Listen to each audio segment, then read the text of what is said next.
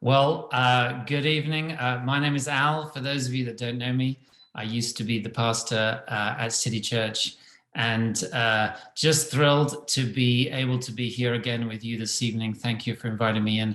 Actually, super thrilled about everything that's going on at City Church right now, and so excited to be part of this sermon series, The Sign, and like I said, to be here with you this evening for your life group. Particularly as we look at this text from John verses 1 to 15. So here's what I'm hoping to do in this short video. I'm going to just say a brief introduction to this bit of scripture. I'm going to read it, and then I'm hoping to give you three areas of discussion, trying to go beyond a little bit of what I talked about on Sunday, and give you some areas to talk about this evening if you would like to. So let's look at John 5, 1 to 11. And I think particularly the main thing I want to say to you as an introduction to this text is that really what Jesus is trying to do here, the sign that he is trying to bring and show the world through this, is that he is the bringer of life, right? He's not just a miracle, but he's showing through here that he is the one who brings life. He says in John 10:10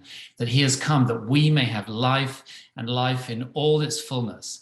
And that's really what he's revealing here through this miracle. And not only that, but I think the invitation in this is for us as followers of Christ, as the inheritors of that life.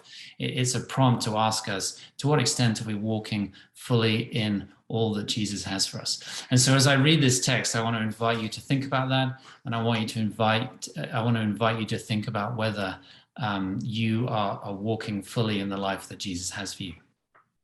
Okay, so Jesus 5, this is verses 1 to 11, the healing at the pool. Sometime later, Jesus went up to Jerusalem for one of the Jewish festivals.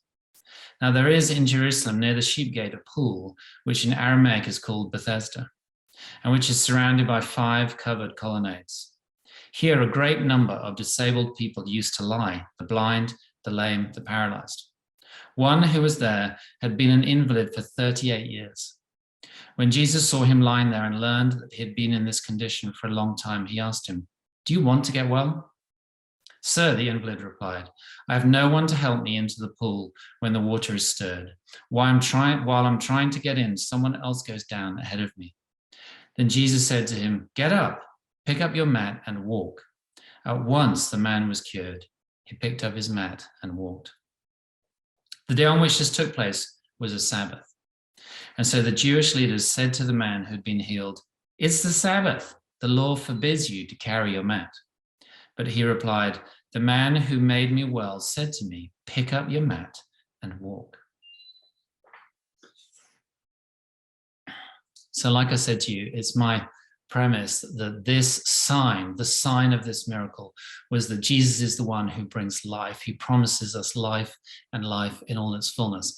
And what I wanted to do was to draw out 3 themes that exist in this bit of text and invite you in your group now to discuss those. And it's going to be a bit like a cake. I don't know if you like cake, but this is how I'm seeing this. You kind of have a top layer, then you have the good stuff in the middle, and then you have another layer, and it all kind of holds together. And so I want you to think about it like that. So like on the first layer of this cake, we have a miracle. Jesus miraculously heals this man, if you like. He brings him some new life. He was in a place of stuckness, and he is healed, and he is kind of released into new life. And this is a sign of what Jesus does for us all. But really on one level, on this kind of surface level, there is this invitation. I'd love for you guys to have a conversation about miracles, right? So one of the questions here is, does God still do miracles today? What do you make of the miracles? And perhaps a deeper question is, why do we not see them more frequently in our society now, or particularly in this context? You know, there was definitely an occasion at City Church.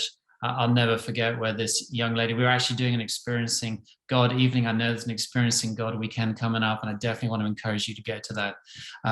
But we had this evening, and we had a word of knowledge that said that someone was having problems with their digestion, and this woman put her hand up, and we went to pray for her. And we didn't find out about this till later, but she experienced, as we were praying, this incredible heat going through her body. And it turned out that she had been wrestling with colitis, I think it was, for a long, long time. She had actually just been in a period of prayer about it. And the Lord completely and utterly healed her in that instant. And she, as I knew her for a few years afterwards, she never experienced any more pain again. And so just from my own experience, I would say to you that absolutely God does miracles today. But I do think one of the questions we have to wrestle with is, why does God not do that more frequently in our society? And because he is, after all, the bringer of life. And whenever he does a miracle like this, he's showing us that he is the Lord who wants us to live life in all its fullness. So first area, the top of the cake, I definitely would encourage you to have a little conversation about miracles and whether God still does those today, or why we don't see more of them. But then as we go down deeper into the cake, we get to the really good stuff. And I said to you that my premise here is that this miracle is the sign that God is the bringer of life. And as I said on Sunday, at the heart of this story, that Jesus says to the man, get up, pick up your mat and walk. And that word get up actually in Greek is gyrio. And what it literally means is it's not just a kind of get off your butt kind of thing, but it's a rise up. It's a call to rise up from one state into another, to rise up from death to life, to rise up from asleep to awake, to rise up, if you like, to new life. And so when Jesus says, get up, he's calling this man up. And in many ways, this is the message. When he calls us, this is the call of God, the call to rise up from one state to another, to rise up and to move into the fullness of the life that God has for us. That is ultimately the call of God. Everyone thinks that the call of God is about, well, should I be a pastor? Should I do this, that, and the other? No. The call of God is the call to the life that he has for you. And that is a life full of fullness and joy and hope and everything that you were made to be. And so really, I kind of think the heart of the challenge of this miracle is, why are we not walking more fully in the life that he has for me? Why does life sometimes seem so hard and difficult? And surely if I've got the fullness of what God has for me, there must be more for me than this. I think this is an ongoing challenge and a question that as a pastor I've seen over the years. And the real blessing, as I said on Sunday in this account, is that actually I think Jesus shows us through his actions some of the things that get in the way of us living fully in the life he has for us. He asks the man, for example, do you want to get well? That's a great question. Are we open to everything that God has for us? He then tells him to just pick up his mat and walk. He doesn't know where he's going or what he's going to do. And it invites us to consider, well, are we truly surrendered to God's will? Is he in charge, or are we keeping hold of our life? And then finally, there's this issue where he's challenged by the leaders of the day. And, the truth is, as we try and walk in the fullness of everything God has for us, we will encounter resistance. We will need to persevere. And so really, that's my invitation to you as you think about the middle of the cake. And this particular section is what I focus on Sunday, is, are you walking in this promise, the fullness of God's life for you? If not, what are some of the hurdles that are getting in your way? What would it look like to surrender more fully to his will and his desire for you to rise up? What would it mean to rise up from where you are now? That's not just a kind of rise up after you die. This is a rise up now, a rise up every day. Step into everything God has for you. What would that look for you? So we start out with this question of miracles, and then we come to this promise that God has for us, that he has life in all its fullness for us. And then on the bottom layer, as we come to the end of this account, we really encounter the issue of religiosity and the problem of religion. And I really like this as an area for discussion, because I want to say to you, religion will always kill the life of God. Religion will always kill the life of God. It happens to this guy. He had an amazing healing, and no sooner than he has that, then the voice of religion gets, oh, well, you can't carry your mat and walk. It's like, you're missing the point. This is the life of God.